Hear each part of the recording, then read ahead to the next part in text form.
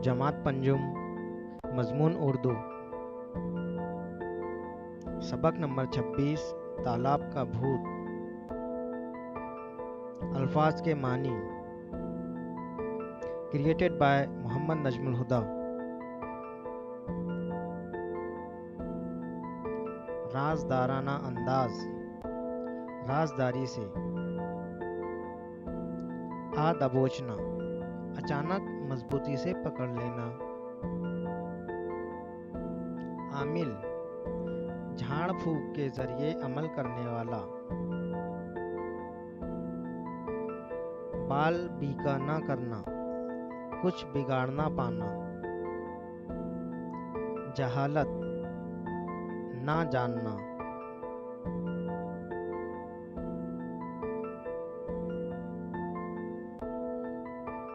ला इल्मी, किसी बात का इल्म ना होना।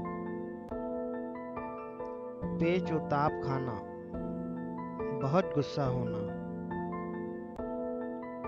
ग्राम सुधार कमेटी, गांव की तरक्की के लिए काम करने वाला इदारा। हाथ बटाना, मदद करना। निर्मल, साफ सुथरा।